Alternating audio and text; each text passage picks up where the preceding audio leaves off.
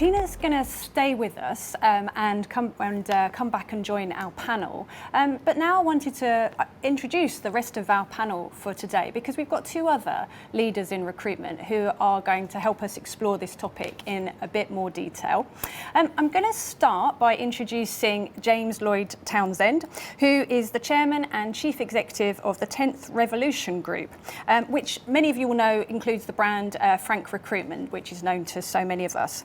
So I asked James about his ambitions growing up, and he said that he was really determined that he wanted to either be the next Kelly Slater, so the world surfing champion, or he wanted to play rugby for Ireland, both notable ambitions. But what I'm most interested in is James had this ambition that he wanted to be a chief executive by his 10th year in work.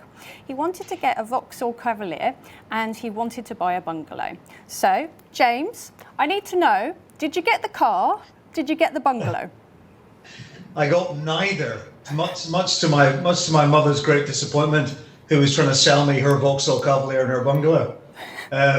So yeah, I didn't achieve any of my ambitions. Yeah, I didn't become the world surfing champion or play rugby for Ireland due to just lack of ability on both. And yeah, I missed out the Cavalier and the bungalow. But you managed to be chief executive, and so I think you definitely achieved there. James, I wanted to open up this part of it and just tell us a little bit about what it's meant to you during the last 15 months and how you've navigated your way through the pandemic and now into recovery at 10th Revolution Group. Yeah, it's quite interesting because we've actually been that badly hit by it. I mean, because of the sector we're in. So we're totally in cloud technology, and obviously cloud technology has obviously done quite well through the whole pandemic. I mean, I think a bit like Tina, the first few months we had to go fully remote, and the permanent recruitment side was quite hit right around the world. But we came back pretty quick, so we kind of got back up in different regions around the world, recovered in different different phases. But overall, we kind of came back pretty quickly to kind of pre-pandemic levels, and now we're way above pre-pandemic levels, and mostly because of the sector we're in and our position in that sector. So we tend to be the number one in the world in the niches that we play in and we choose to play in. So the sector really, that sector helped us to focus on where we needed to help our customers, and a lot of them kind of really pushed the button on digital transformation very quickly through necessity. If everyone's working from home, you need to be able to support them. You need to change a lot of working practices, and effectively you need a lot of experts in the cloud. And a lot of businesses don't really understand what working in the cloud, what skills you need. So a lot of it was kind of us using our expertise and our knowledge to really help end users, to educate them in the type of people they needed, and also the process that we're going to need to go through in moving their business to the cloud. So what you're talking about there is there's far more there than just the straight out recruitment service that you would be providing. That's a true consultancy. That's about how do you work with your clients to provide them with the solutions, to provide them with the type of information that they need in an industry that many of us at the start of the pandemic had to desperately get to learn very quickly. And was there anything that you did to make sure that your staff were ready for that? Or was that something that came more naturally to you in terms of that consultancy service? Yeah, I think, and this is kind of probably why we've been very successful, in terms of as a business. We realized pretty quick that, as I'm sure a lot of people on this call realize, is the more niche you are in your area, the better you're going to do. The more knowledge you've got in your area, whether that be finance, banking, construction, whatever it might be, the more niche you are, the better you are, the more valuable you are to your customer. Now, we happen to choose cloud technology and the areas that we deal in cloud technology. So we realized we quickly need to become thought leaders in it, not just staffing experts. We needed to really understand the sector and really understand exactly what you need to be successful in that sector. So we get a lot of our, nearly all of our consultants in their various areas are certified. So they get a certification that basically is a tick in the box to say, you really understand your area. And that takes typically between 30 or 40 hours to kind of really of full-time study, basically, to understand your area. Now, they're not experts, they can't do coding, or they're not developers, but they understand their sector in a lot of detail. So whenever they're talking to a candidate or to a customer, they can talk with real depth of expertise. And that's really, really important. So we already had that as a business set up in our L&D teams. But we probably accelerated it quite a bit due to the pandemic, because we realized that, you know, a lot of customers and candidates were going to need our help really quickly, and we needed to have real in-depth expertise. So we probably pushed the button and accelerated the whole learning process for people. So Brilliant. Yeah, Brilliant. push the button quicker. Yeah, I think that thing about you're always learning is what I'm taking from that in particular. It's really important. So at this point, I wanted to bring in Sanjeev Chopra, who is the Group Finance Director at Amoria Bond.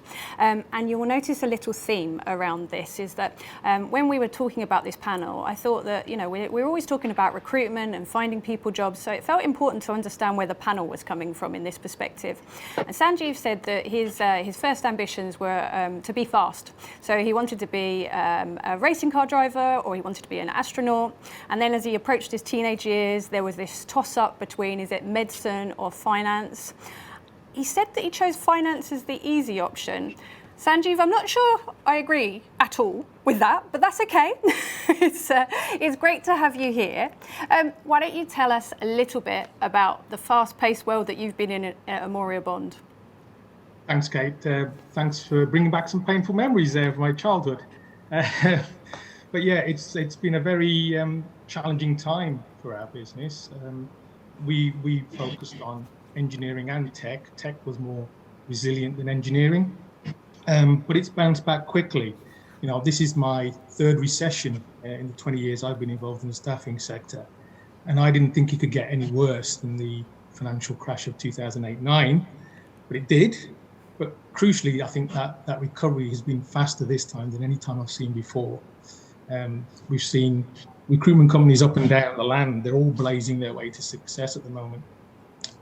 Market surveys are strong, publicly listed companies are reporting strong numbers, and certainly all my peers are telling me they can't remember a time when things were this good. So the bounce back is strong, the sector's in good health, there's a huge amount of positivity in the air for now. But one of the questions we asked ourselves as a business is, how sustainable is this? And if we want to be successful in the future, what does that mean? The obvious things would be things like growth in net fee income, growth in placements, growth in profitability, duration, contracts, average fees. And we've seen all those things recently, both year on year, albeit from some low points, but also in absolute terms from, say, 18, 20 months ago. But is financial growth the only measure of success? And that might be a strange thing for the accountant in the room to say. Don't get me wrong, it's really important. You know, financial measures and success is important for all the other things we want to do. But as a business, we were looking beyond just those immediate financials, and we started to think about what success coming out of the pandemic more specifically looks like for us longer term, and how we try and measure that. And that question that we asked ourselves, it actually started pre-pandemic, but it took the pandemic, I suppose, to once in a century global pandemic to remind you of how important that question needs to be answered. And for us, it all came down to ultimately something that's common to all our businesses, which is attracting, developing, and retaining really good people, and making sure that they stick with us and help us push on to success sustainably. So we spent a large part of the early part of last year, like I say, even before the pandemic, working on this.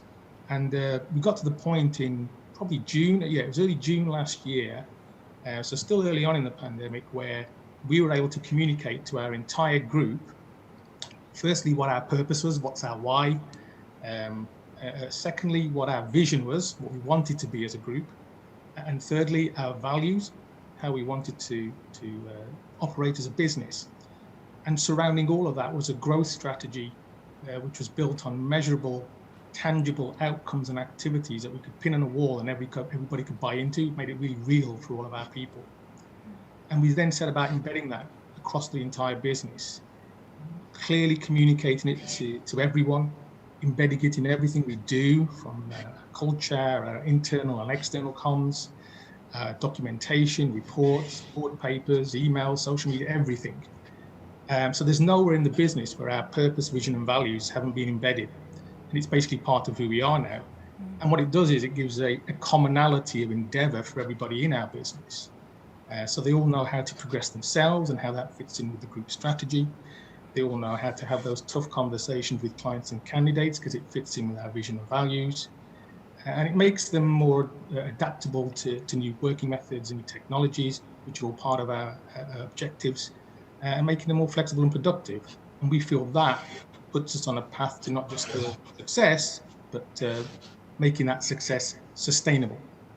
And have you, in terms of that outreach to people, so keeping your people in the business is so important, because that's one of the things that we're hearing right now.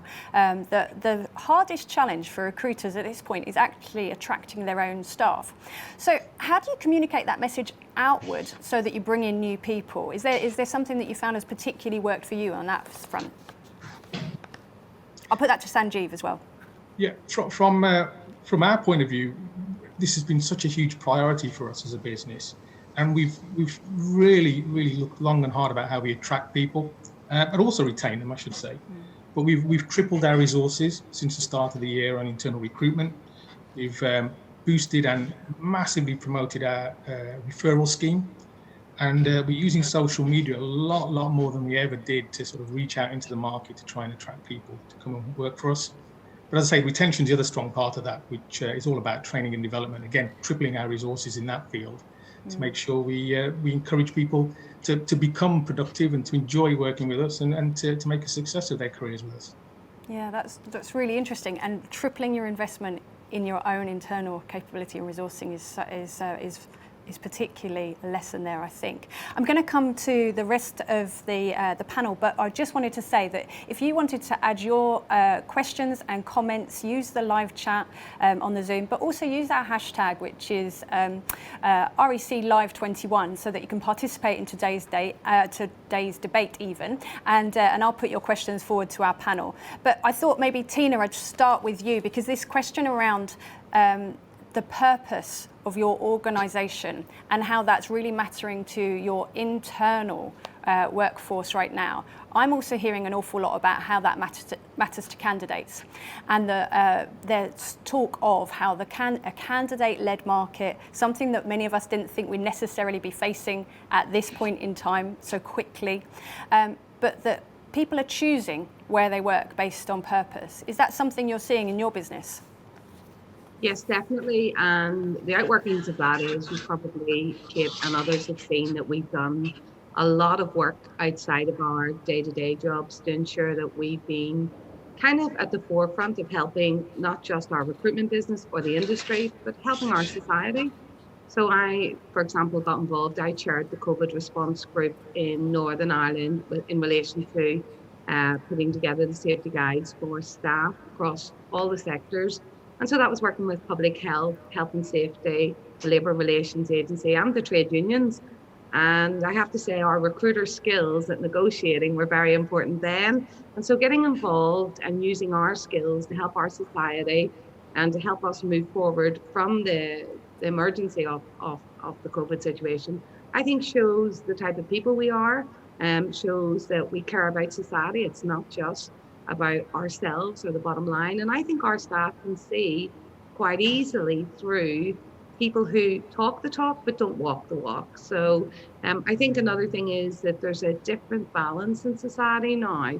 You know, there's a different appreciation for the balance between how you reward people. So for example, one of the acquisitions we did, I found a really expensive private medical scheme for a small group of 6 directors, and nothing for the whole team.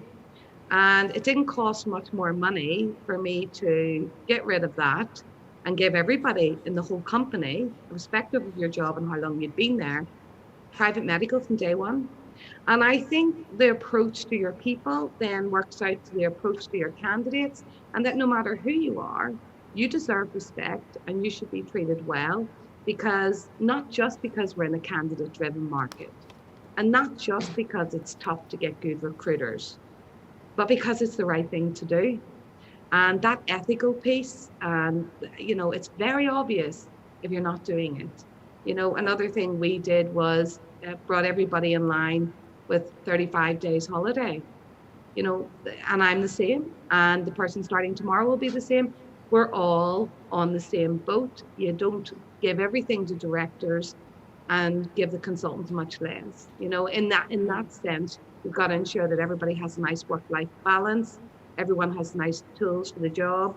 One of the acquisitions we did, I went and visited every person in every office around the island of Ireland. And I was walking into some offices, and there were chairs that just had bits out of them because they were sitting for 10 years not replaced. And again, would that be acceptable for anyone else? No. And we immediately did a refurb. So it's about creating a space that they respect and know they're respected.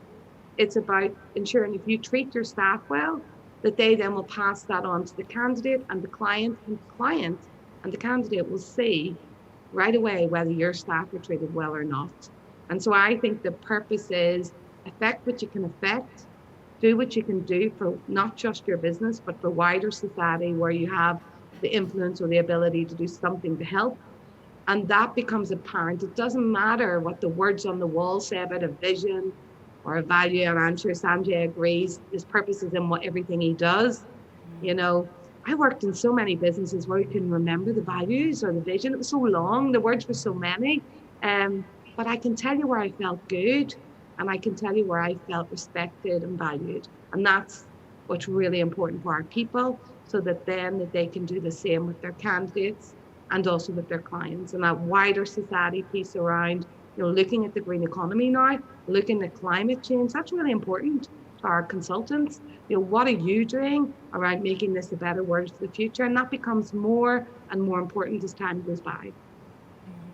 That was a huge part of the reason why we did the Recruitment for Recovery report, was just that whole sentiment of how recruiters should feel really proud of what they're contributing and walk a little taller. And it's definitely coming through on the chat here about that attracting your own staff is key right now. James, I wanted to come to you because if I can paraphrase, you had a pretty good pandemic business-wise. So it must have been the case that you also needed to grow in terms of your own teams. Was there areas where you found that you had to bring in particular resource, and what did you do to bring in your people?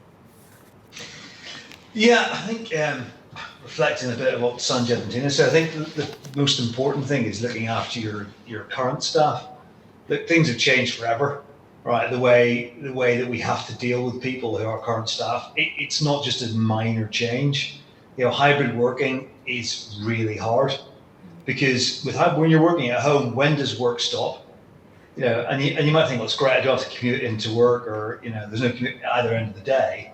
But there's no physical, I start my job at 8:30 or I finish at 5. There is no start and end to the day, and I think we've actually seen, I think it's been increasing, I think Tina mentioned it right at the beginning, there's been an increase in productivity from people working at home. But a big thing about that is because they've had nothing to do because of pandemic. There's been no social scene, they've been just at home, a lot of them in not great spaces, and they've lacked all social bits of kind of speaking to their colleagues and friends and family and all the rest of it. So mental well-being has come from something whereby we cared about it, obviously, but we didn't really take an active approach to it. So we've kind of gone, look, guys, this is really, really important, right? And even if you don't think that you've got a mental health issue at all, do you know what? You're a bit stressed, you're not having any social interaction. So we've been really trying to put that kind of top of the agenda to say, look, there is no stigma to it. We've all gone through tough times for whatever reasons throughout the last 18 months. And I don't know, friends, family, colleagues, somebody who hasn't had at least a couple of down days or weeks or months where it's just been, you know what, this is just doing my head in, right? And far, far worse, people who've had, friends and family directly affected by the whole pandemic, whether that's, directly the illness or worse. So we kind of put that to the top of the agenda, and instead of going, right? Is everyone, as healthy as we possibly can be, both physically and mentally? And I think the whole, and Sanjeev said about, having values and purpose and what's your company all about. If your current staff feel that you care about them, then guess what? They tell other people. And that is way, way, way more powerful than, doing a social media campaign telling everyone how great you are when actually you're not. It's more important to live what you actually believe in. And I think that's really important with, the world's changed, things like, diversity and inclusion. Like beforehand, when I started my career, nobody really mentioned it. It was joked about or whatever. Now, it's really, really, really important. And people understand, well, certainly, hopefully, people understand that to have a successful company, you have to be diverse. Why? You don't just recruit people like yourself, because guess what? You're not going to be very successful. You need to have lots of different views and opinions and people from lots of different backgrounds, because having lots of different ideas means you can glean the best from everyone, regardless of your background, experience, age, everything. And I think it's for me, certainly it's hugely refreshing, that I don't just sit around a board table with lots of white, middle class, old people like myself. It's having, lots of people from different backgrounds. It makes your company, the whole company from the board down, excited. And having different views and different opinions means that you really get a real vibrance to the company, and that the external environment can tell that. We seem to find now that we're, certainly, I feel we're a far better company because of the pandemic. Right from top down, we just think differently and think better about our organisation and the people within it, and that has just helped us. When people come into the company now, they feel, well, hopefully, but certainly the feedback we're getting is that they actually feel that we actually care about them, and that's because we do. Absolutely, and I really like that about the vibrancy that's created from having a diverse and inclusive workforce, because that is important. There's an energy there. There's a difference of opinion. There's people that look like me or look like others, and you can feel that diversity does bring that sense of vibrancy. And what a great advert for the business. But you also said something, and I'm going to come to you, Sanjeev, if that's okay. You also said something, James, about how it's okay to have a down day or two or more. And we've become more aware of that over the course of the pandemic. And so, Sanjeev, is there something you've done in terms of because you were talking so eloquently about that purpose and the values that you are promoting and that your staff really understand. Is there something you've done to make it that safe culture where people can share what's going on for them, so that you can have a better and more successful business? How do you manage that? Yeah, we've always looked at things like mental health and well-being of our staff. I think the pandemic really brought that even more into context. So certainly during the hard lockdowns that we had over the last year, we've engaged with our staff more. We've used external consultants to come and talk to people, and they're available for those who want to use them. And that's been promoted heavily within the business. But we've also sort of looked sort of more strategically wider about how we operate. And so we brought on an ESG director, environmental, social and governance director, to help us really embed some of these things in the business as well, about our staff well-being, the environment we work in, and how we contribute back to society. And all of that's important for our people's mental well-being as well as their physical well-being. Yeah, I think the initials ESG we're going to hear far more about over the course of the coming years, I think, because it's increasingly being spoken about at a client level. So I think replicating and embedding that within your own business is so important. Tina, there's a particular question that's come in for you, which is around how do you go about training and developing inexperienced new members of the team? So brand new consultants, what do you do there? Well, I'm a big advocate of what we call grow your own, especially in a difficult market where you find it challenging to go and find experienced consultants. And some of my best consultants that actually still work have moved businesses around following me, thankfully, are people that came in that maybe had worked in contact centers, they had worked selling cars, they had worked selling advertising space. I think the best thing to do is to buddy them up with a good, experienced consultant and let them be the buddy in terms of, doing some of the administrative duties, doing some of the phone calls, learning the hard way about the early starts. I started on an industrial desk back in Hounslow, back in whatever year, and it was a 6 o'clock start. And I was meant to leave at 3, but I probably left about 6. And that was kind of the journey of running an industrial desk at the time. So I think it's about showing them warts and all, but also tallying them up with a good consultant. And then secondly, I think having a good induction program, and then having a clear L&D path. And that's something I think through COVID that kind of went on the shelf for most companies. We've got it firmly back on our agenda at the moment in terms of how many people have and I'm not just saying this because this is the REC conference, but how many people have done their REC exams. I remember doing mine way back in the day, and the information and knowledge really was invaluable to me. So I think it's also about ensuring that they've got a full journey, the diplomas for the managers, and for us in the Republic, the NRF do it. You work very well with them at the REC. So, and also we brought in outside agencies and universities to deliver leadership training, etc. So I think as long as you've got a pathway through from entrance across the jobs and make it nimble and flexible, you've got to give people a chance. I often say to some of our managing directors when they're being really picky, I say, looking back, would you have given yourself a chance? Would I have given myself a chance? You must always give people a chance to prove what they can do. And just on the diversity piece, Kate, it's really important that we remember in recruitment still today that we have a problem in recruitment companies where 70% of the people doing the job of consultant are women, sometimes way higher. And you get to the boards and most of them are men. And that's not acceptable anymore either. So let's ensure that we put that on the agenda, all those females out there. We need representation. Females are good at recruitment.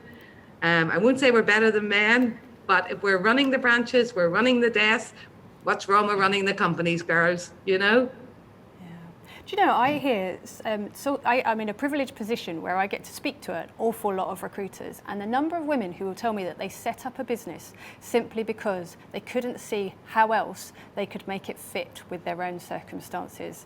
And we've recently concluded the index, the Diversity and Inclusion Index, and I think the key thing that for me that came across from that is, so we did a survey of our members and we did it jointly with APSCO because it's so important. This is an industry-wide issue, and you've all spoken about how powerful that is and how important it is to have that diversity piece. But actually there's too many of us who still aren't recording the data.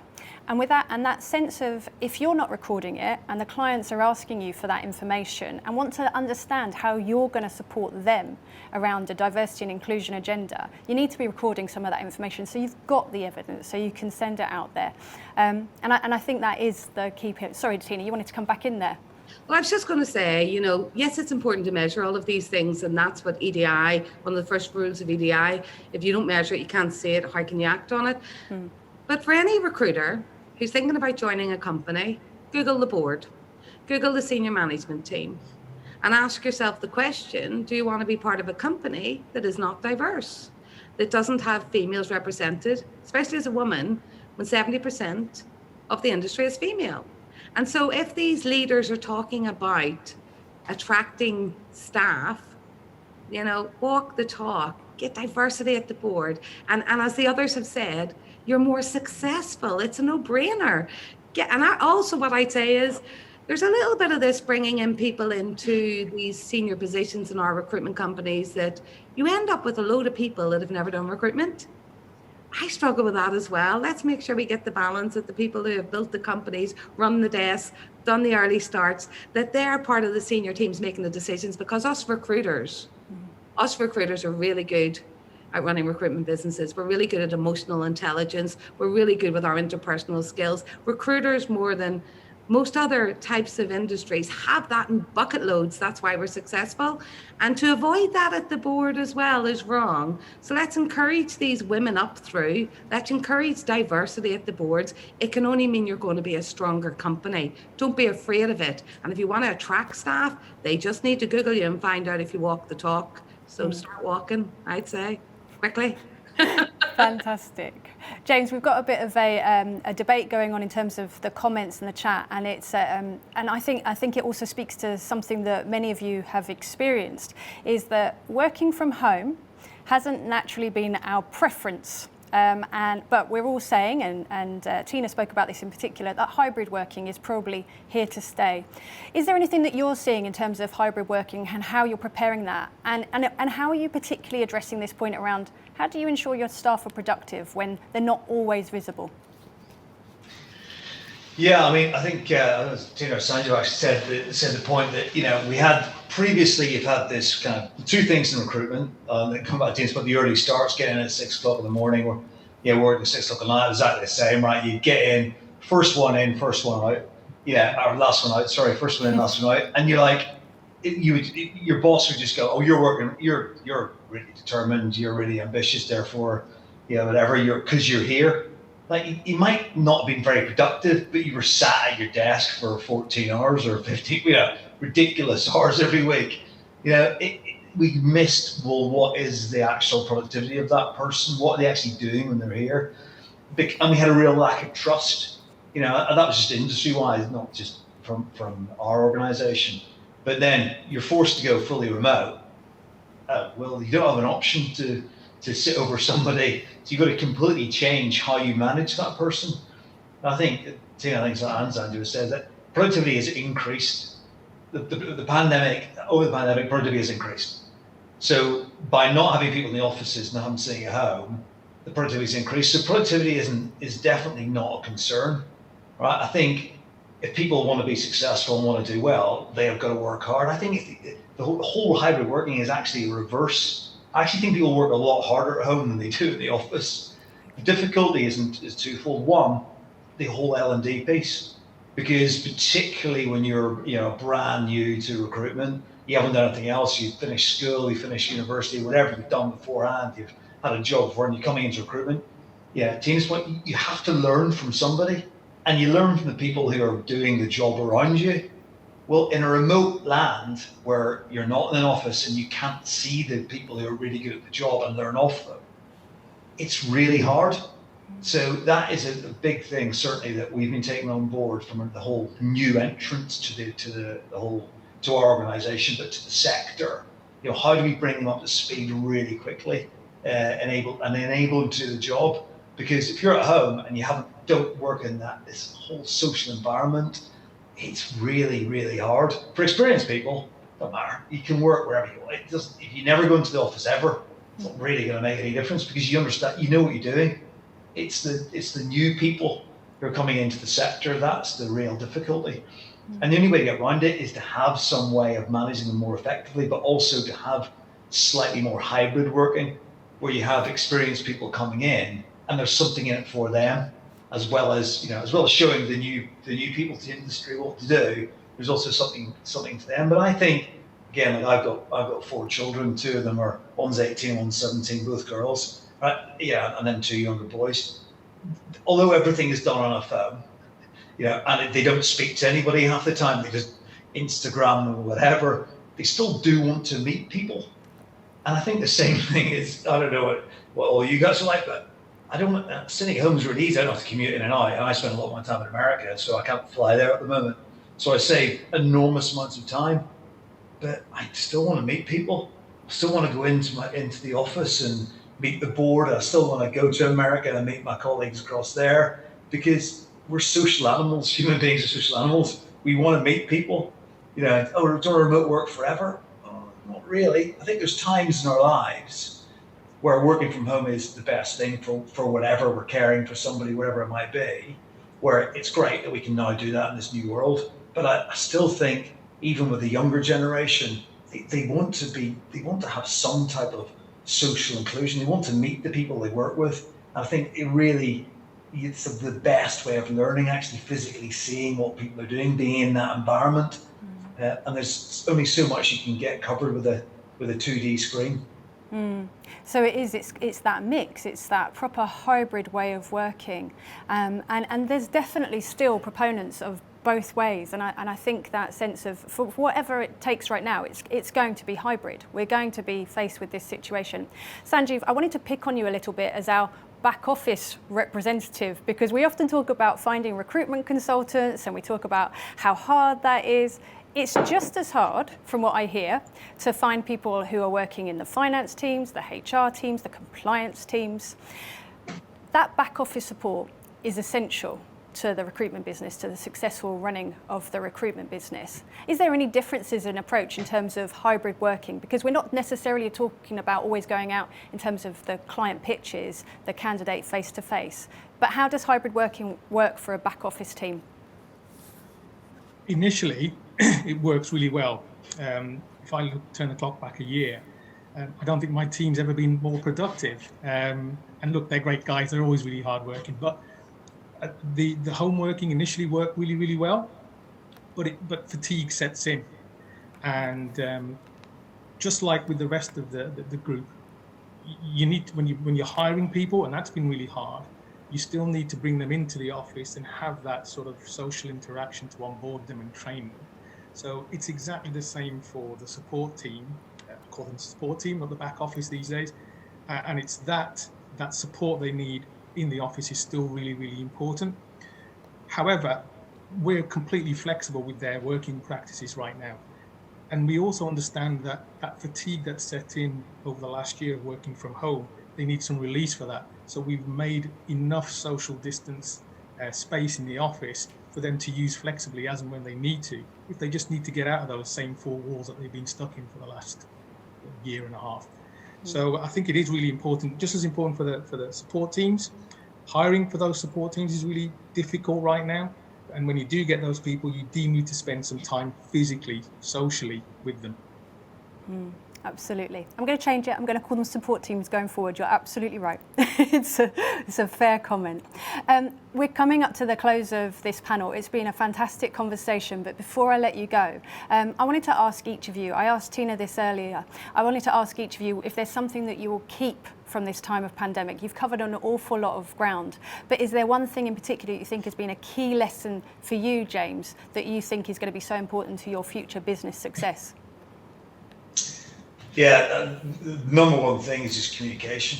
Beforehand, as a CEO of a multinational company and there's not enough time in the day to do everything.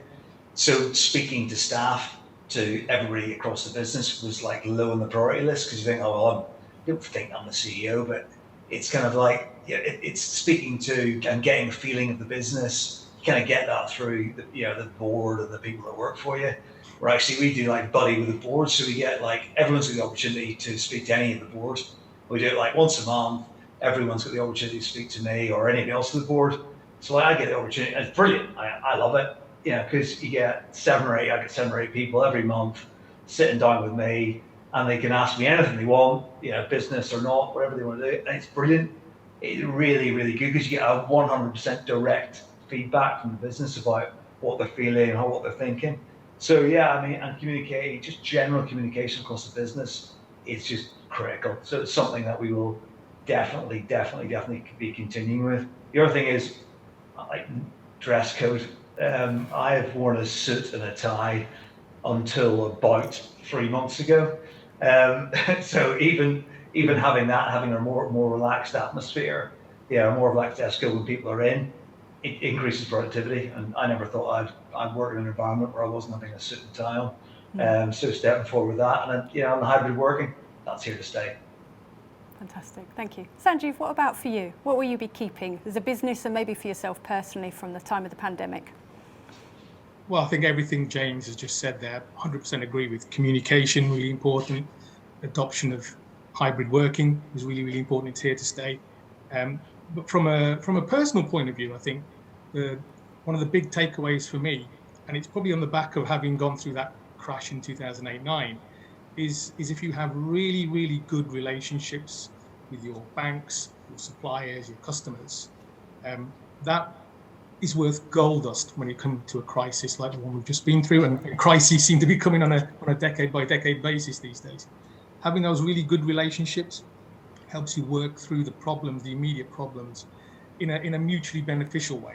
A great relationship with the bank, you can sort out your funding. Great relations with your suppliers and your customers, you can sort out your cash flow. It just helps you get through the immediate issues in a much more measured and less panicky way. Fantastic, thank you. And Tina, I wanted to just ask you as our last question for this particular panel. We've already said about what you plan to keep. In 12 months' time, what do you hope is still working for you at Staffline? What do you hope is still going on there? Ooh, well, I hope a lot of people are dissing the economy and, saying that next year there'll be a recession.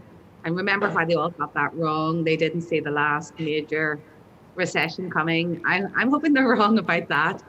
So I'm hoping that next year, we've heard that some of the markets are bouncing back. And that's because there's a real lack of candidates. And that's because, we've had Brexit. We've had a lot of the EU skilled workers going to other countries or going home.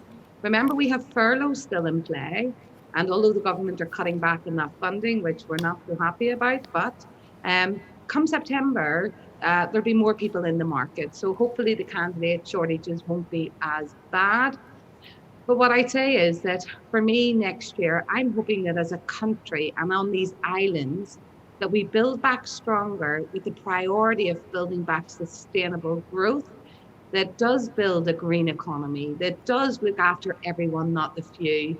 And that sounds a little bit like, well, are you in the right game in the private sector? Yes, because actually we're driving careers for people, we're driving lifestyles for people, and it works two ways. So I'm hoping that we can build back better across these islands and build back a stronger recruitment industry. And as you say, Kate, and as Neil said at the start of it, and being very proud about the part we play in this society and in this economy, because we change people's lives every day by getting them into the right job.